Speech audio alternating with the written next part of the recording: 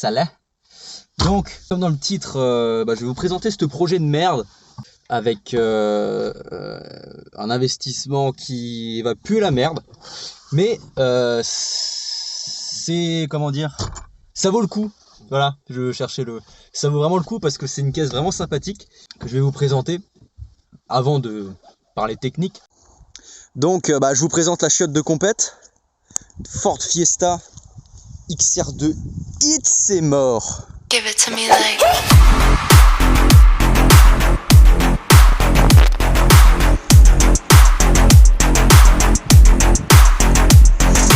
Donc c'est une XR2 i16S. Celle-ci elle date de 92.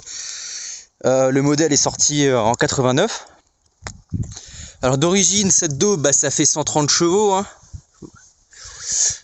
C'est un 1,8 litre. Donc c'est une caisse que j'ai achetée chez un collectionneur pour 3000 balles. Voilà, 3000 € de dette.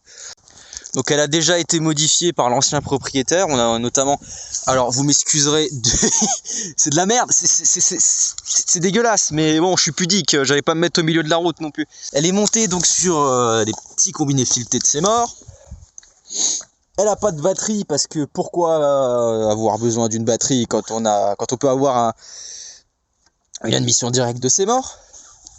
Alors c'est une boutade, hein, la batterie est à l'arrière. Avec le bidon d'huile parce que mine de rien ça consomme plus d'huile que d'essence. On retrouve notamment tout le haut moteur neuf. Elle est décatalysée.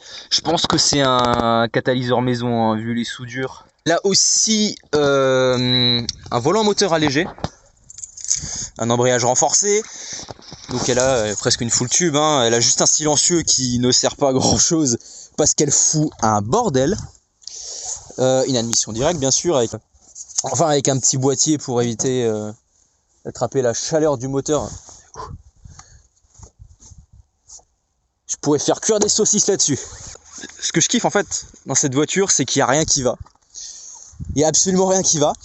Je vais d'ailleurs vous faire un petit récap de tout ce qui va pas.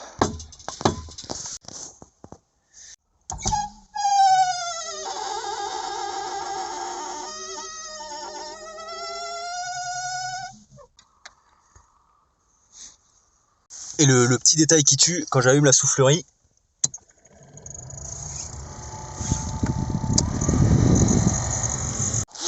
alors elle a aussi des points de rouille. Le plus violent c'est celui qui est à l'avant côté conducteur du coup. C'est pas perforant mais si c'est pas traité vite ça peut devenir critique. Du coup je vais le meuler très très vite cette merde. Donc là-dessus avec cette prépa actuelle on est à peu près je pense à 150 chevaux. D'origine ça en fait 130. Faut savoir que cette caisse elle est déjà connue de nos services. C'est-à-dire qu'un collègue à moi a déjà vu cette caisse. C'était la caisse d'un de ses potes à l'époque. Cette caisse a déjà sorti 180 chevaux. Donc elle a un potentiel quand même pas trop mal. Alors les pneus sont morts, les pneus sont rincés, ils ont 10 ans. J'ai des vibrations à l'arrière, il n'y a rien qui va sur cette caisse. Mais concrètement c'est ce que je kiffe. Il y a beaucoup de choses à faire. Et notamment aussi il y a de l'huile ici. Il y a les joints spi qui pissent, les joints spi cardants. Donc ça va être à refaire aussi assez vite parce qu'elle perd quand même pas mal d'huile. Au niveau du silencieux, je crois que c'est du Sigma, si je dis pas de conneries, peut-être que je dis de la grosse merde. Faudrait que je re-regarde, je sais plus du tout. Le but évidemment ça va être de la refaire, qu'elle soit impeccable. Pas forcément de la revendre parce que je m'amuse quand même beaucoup avec cette caisse, même avec des pneus rincés. Moindre accélération, l'avant se balade, on dirait moi le matin. On va... Ouais, ça aussi, short shifter, ça fera pas de mal. Il n'y a pas l'autoradio, je vais pas préciser. On va démarrer l'engin.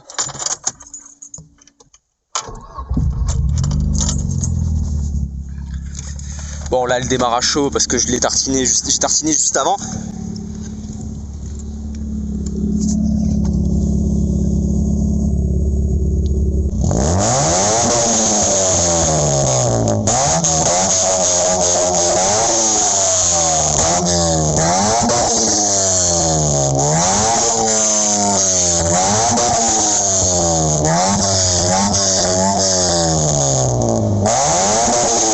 Pas mal de choses à faire sur cette voiture.